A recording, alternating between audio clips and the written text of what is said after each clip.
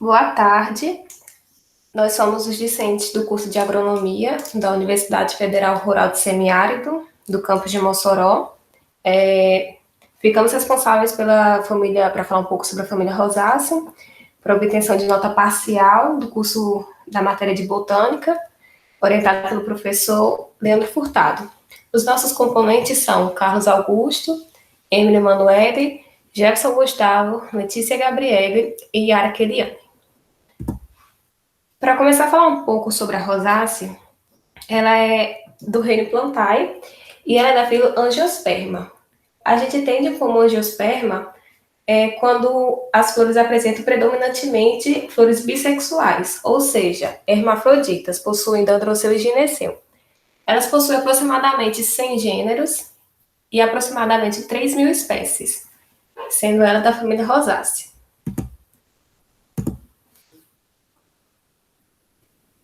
Dentre as plantas que são nativas no Brasil, a família rosácea possui 18 gêneros e cerca de 45 espécies.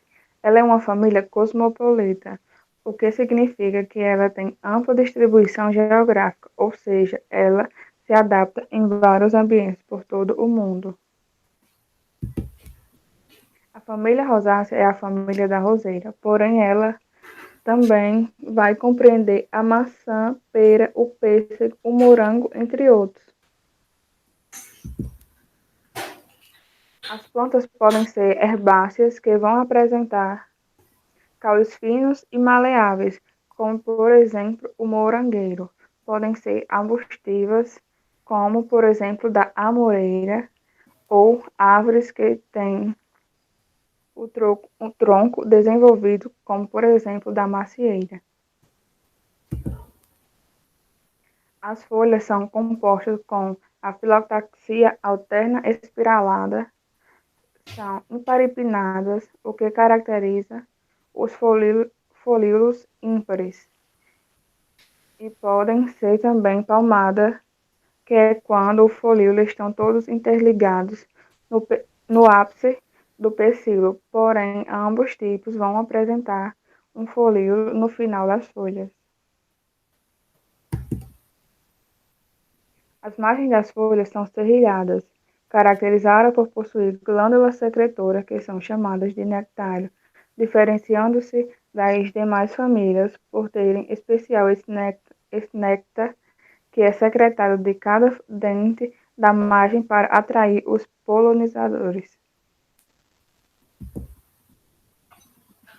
Essa família também possui a presença de acúlios, que em suas artes facilmente perceptíveis. Continuando agora sobre a classificação morfológica da rosácea, elas são flores claramente actinomorfas, ou seja, elas são simétricas em relação a qualquer ponto radial. Então, a qualquer ponto que ela for cortada, ela vai possuir sempre essa simetria. Elas também são flores diclamídeas, ou seja, elas possuem os dois verticilos protetores, sendo elas as sépalas e as pétalas, havendo somente uma flor que vai ser monoclamídia, que é o caso da acaena. Elas também são flores de alissépalas e de alipétalas, ou seja, os seus verticilos protetores, elas são soltas entre si, elas são livres entre si, então se eu arrancar uma, eu não vou rasgar a outra. E havendo também somente uma espécie monoclamídia, como eu disse, a acaena. Elas são flores bissexuais, ou seja, elas são flores perfeitas, possuindo androceu e gineceu.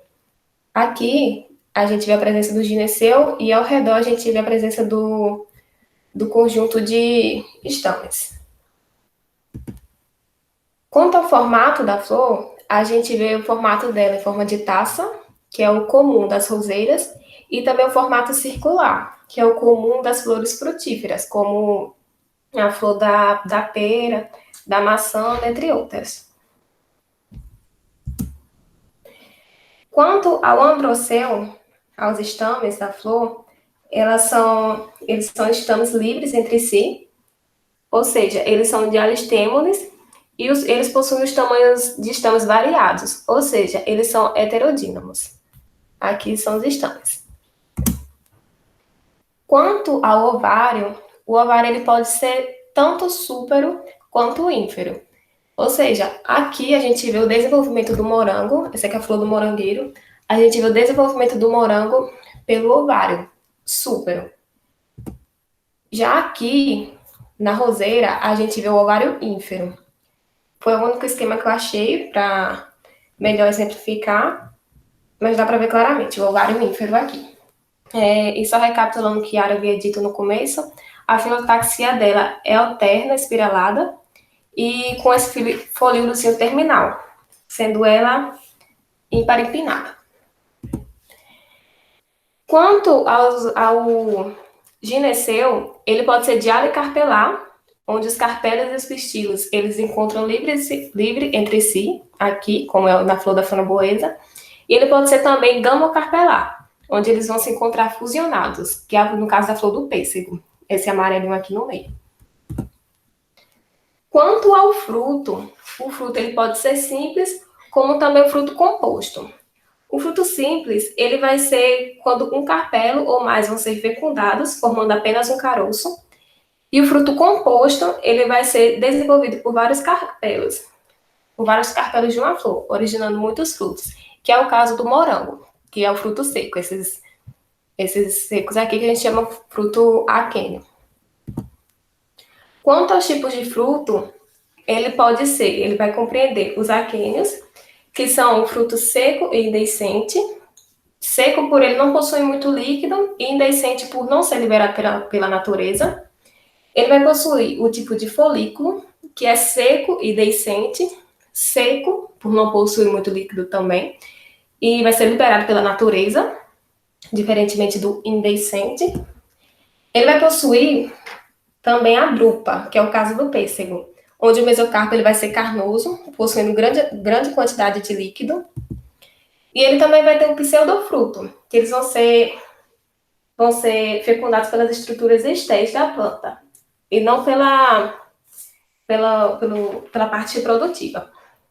No caso, é para além dos carpelos, onde vai envolver todo o receptáculo. Aqui nesse esquema, a gente vê o ovário envolvido pelo receptáculo floral, como eu havia dito. E o desenvolvimento vai ser aqui, nessa parte inferior, formando assim a maçã.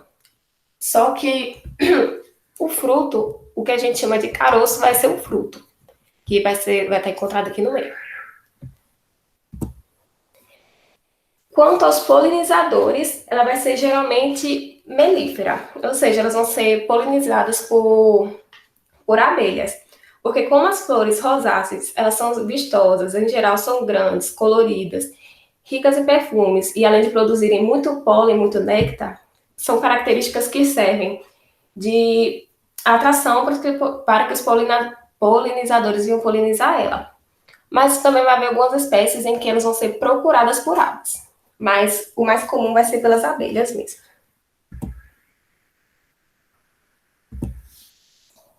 Agora a gente vai falar um pouco sobre a importância econômica, né? Algumas das espécies frutíferas poderiam também ser utilizadas como ornamentais, principalmente durante a floração. Atualmente, esta é uma das famílias que apresenta grande importância econômica para o país, que se utiliza da comercialização de flores ornamentais ou comestíveis, assim como o cultivo de culturas frutíferas. Nesse primeiro exemplo aí que a gente vê uma planta ornamental, né, que é a periancata vermelha. Apesar de não ser muito conhecida, a pirancata é muito resistente ao frio, tolerando até mesmo as geadas mais severas e apresenta um bonito visual. Nesse segundo aí, que é a putinha, de longe ela parece uma planta coberta de flores vermelhas, mas de perto é que vemos como a natureza é capaz de nos surpreender, que é bem interessante que a gente que as folhas novas que nascem nas pontas dos galhos da planta e surgem vermelhas, depois com o tempo e o amadurecimento, elas vão se tornando verdes e dão lugar para novas e surpreendentes brotações.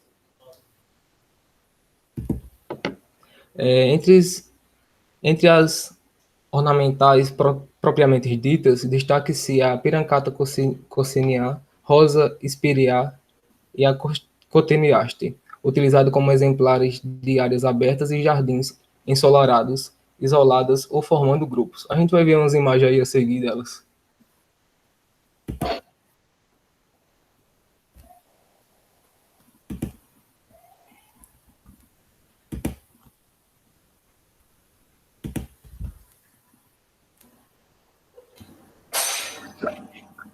A rosácea é muito apresentada sob o ponto de vista econômico em função de várias espécies frutíferas largamente consumidas em todo o mundo. A maçã, Malus domestica, tem produtividade média no Brasil, varia de 15 a 30 toneladas de hectare por ano. O fruto é produzido em pomares adultos e conduzidos dentro das modernas técnicas. Essa variação ocorre em função do espaçamento, cultivo e manejo. A maçã tem como principal destino o consumo fresco e diversos tipos de processamento da fruta são possíveis, produzindo produtos como doces, geleia, compotas, sucos, bebidas e vinagres. A pera, pirus, mesmo não sendo de fácil cultivo, há indícios de que a pera está mudando de status no Brasil. Se antes figurava em pomares domésticos mistos, oferecendo frutos que rendiam, sobretudo, compotas em calda. Agora ela já sustenta fruticultores profissionais em áreas altas do sul e do sudeste do Brasil. E sua produção, concentrada nos meses de verão, viaja pelo país para encher bancas de frutas frescas e acostumadas ao similar vindo do exterior. O pêssego, Prunus persica. No Brasil, de acordo com a Embrapa, os estados da região sul são os que apresentam as melhores condições naturais para a produção comercial do pêssego. O Rio Grande do Sul é o maior produtor nacional no período dos anos de 2016 até 2018, com média de 145.004 toneladas ao ano, correspondendo a 65% da produção total do país. Segue São Paulo, com 33,775 mil toneladas ao ano, Santa Catarina, com 18.750 toneladas ao ano, e Paraná, com 12.514 toneladas ao ano. Estes são os maiores produtores do Brasil de pêssego. A ameixa, Prunus domestica. A atividade é considerada rentável desde que a produção do ano seja positiva em termos de volume e qualidade. O cultivo é quase totalmente voltado ao mercado in natura e uma pequena parcela destinada ao aproveitamento industrial. A demanda pela ameixa é aquecida no Brasil, principalmente no período das festas de final de ano e quando a economia está favorável.